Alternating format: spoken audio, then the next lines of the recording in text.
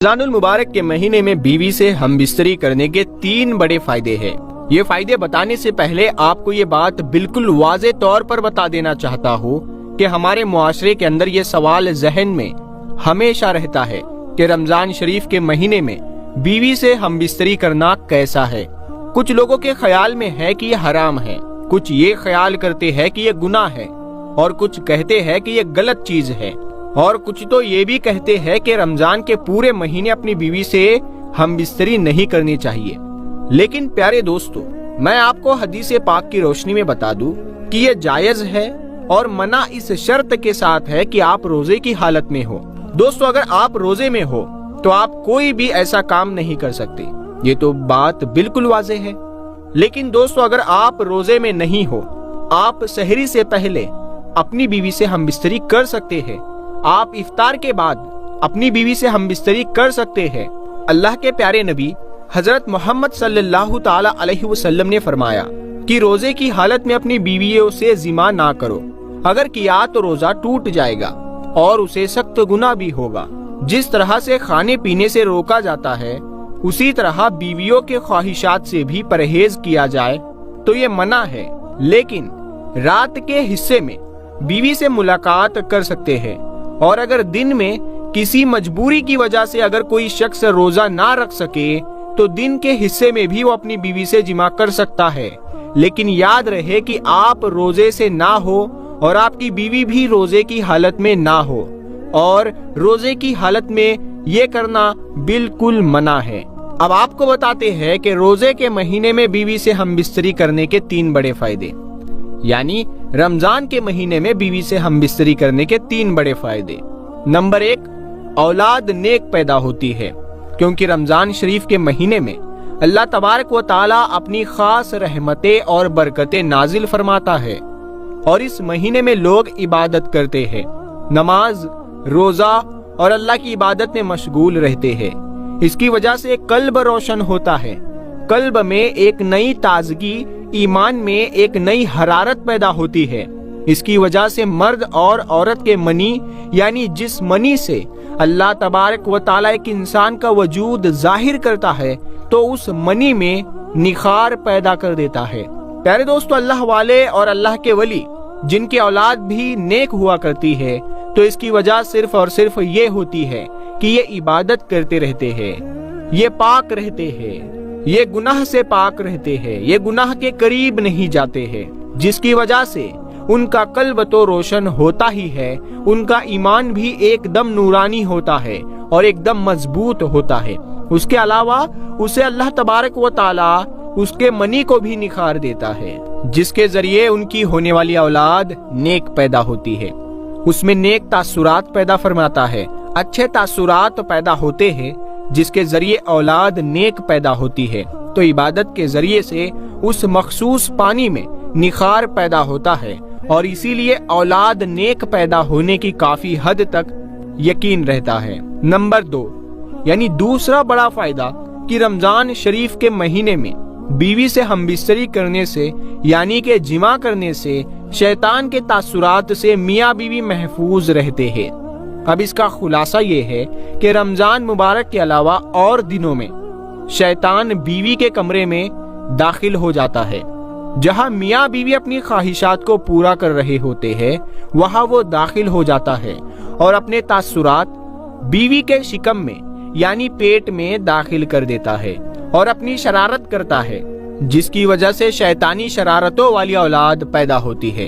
अब आप सोच रहे होंगे कि ऐसा कैसे हो सकता है, तो हम आपको बता दें कि अल्लाह के महबूब और हमारे प्यारे नबी हजरत मोहम्मद मुस्तफ़ा सल्लल्लाहु ताला अलैहि वसल्लम ने इरशाद फरमाया कि शैतान तुम्हारा खुला दुश्मन है।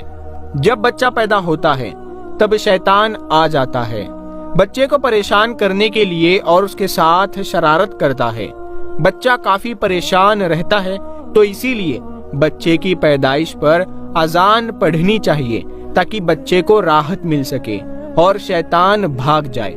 अल्लाह के नबी हजरत मोहम्मद मुस्तफ़ा सल्लल्लाहु ताला अलैहि वसल्लम ने इरशाद फरमाया कि अजान पढ़ने से शैतान काफी हद तक, काफी मील दूर भाग जाता है।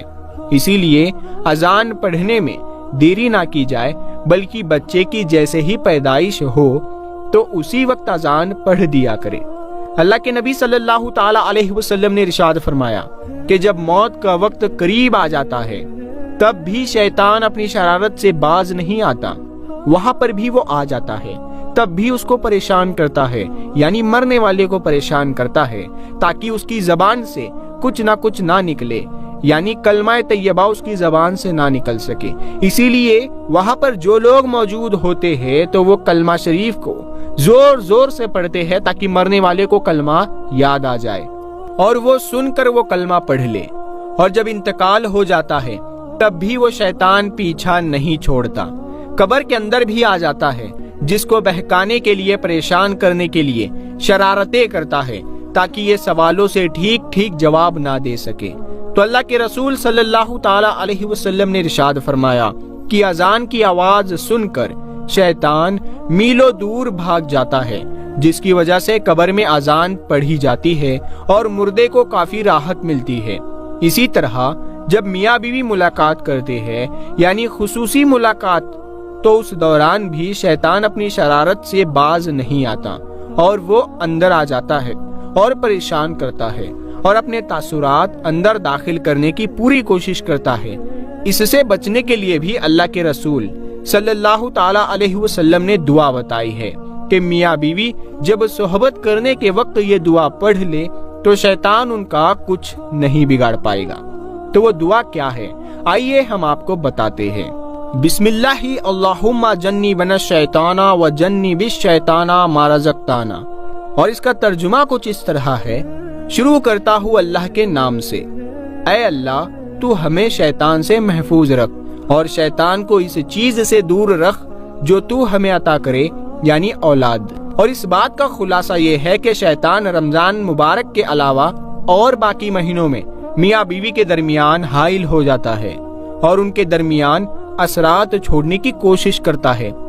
इससे बचने के लिए हर इंसान को ये दुआ जरूर पढ़नी चाहिए और रमजान के महीने में हम बिस्तरी करने से नेक औलाद पैदा होने की उम्मीद बढ़ जाती है, क्योंकि अल्लाह के प्यारे नबी सल्लल्लाहु ताला अलैहि वसल्लम ने इरशाद फरमाया कि रमजान के महीने में शैतानों को जंजीरों से अल्लाह तबारक व ताला जकड़ देता है। और नंबर 3 ये है कि रमजानुल मुबारक के महीने में जिमा करने से 70 गुना ज्यादा सवाब अता किया जाता है, 70 गुना ज्यादा सवाब अता किया जाता है, क्योंकि अल्लाह के नबी सल्लल्लाहु ताला अलैहि वसल्लम ने इरशाद फरमाया कि रमजान के महीने में जब कोई नेकी की जाए या बुराई की जाए, दोनों का बदला 70 गुना बढ़ाकर दिया जाता है और जिमा करना सवाब है। यानी कि अल्लाह के नबी सल्लल्लाहु ताला अलैहि वसल्लम ने इरशाद फरमाया कि सवाब दिया जाता है। ये बहुत हैरत की बात है, लेकिन एक बार सहाबा इकराम ने अर्ज किया कि या रसूल अल्लाह, मियाँ बीवी मुलाकात करते हैं तो क्या उनको भी सवाब मिलता है? तो आप सल्लल्लाहु ताला अलैहि वसल्लम ने फरमाया, जी हाँ, अगर वो जिना करते तो क्या उनको अजाब नहीं दिया जाता? और वैसे भी वो बीवी के हक अदा कर रहा है, इसीलिए अपनी बीवी से जिमा करने से अल्लाह तबारक व ताला सवाब देता है। और जब रमजान के महीने में जिमा किया जाए तो 70 गुना ज्यादा सवाब अता किया जाता है। ये 3 बड़े फायदे हैं रमजान के महीने में बीवी से जिमा करने के, लेकिन याद रहे कि रोजे की हालत में ना हो, वरना सख्त से सख्त गुनाह होगा और इससे रोजा भी टूट जाएगा और ये कतअन मना है और कतई तौर पर गलत है। इसीलिए इसका आप खास तौर पर ख्याल रखें और जो 3 बातें आपको बताई गई है उनका खास तौर पर ख्याल रखें, क्योंकि कौन ऐसा होगा जिसको नेक औलाद की ख्वाहिश नहीं होगी। दोस्तों, एक मर्तबा एक शख्स अल्लाह के प्यारे नबी हजरत मोहम्मद मुस्तफ़ा सल्लल्लाहु ताला अलैहि वसल्लम की बारगाह में हाजिर हुआ और अर्ज करने लगा, या रसूल अल्लाह, मुझसे एक बहुत बड़ी गलती हो गई है। मैंने रोजे की हालत में अपनी बीवी के साथ में हमबिस्तरी कर ली है, अब मैं क्या करूं? उसके बाद अल्लाह के नबी सल्लल्लाहु ताला अलैहि वसल्लम ने उस शख्स के साथ में जो कुछ किया उसके बारे में जानकर आप लोग भी हैरान हो जाओगे। प्यारे दोस्तों, जैसा कि आप सभी लोग जानते हो कि रोजे की हालत में बीवी के साथ में हमबिस्तरी करना जायज नहीं है, यानी कि रोजे की हालत में खाना पीना और बीवी से मिलना, ऐसे जायज काम भी नाजायज हो जाते हैं। इसका मतलब ये नहीं है कि आप पूरे रमजान के महीने में ही अपनी बीवी के साथ में हमबिस्तरी नहीं कर सकते हो। आप इफ्तारी के बाद से लेकर اور سحری کرنے کے بیچ تک آپ ایسا کر سکتے ہو۔ صرف روزے کی حالت میں آپ بیوی کے ساتھ ہم بستری نہیں کر سکتے ہو۔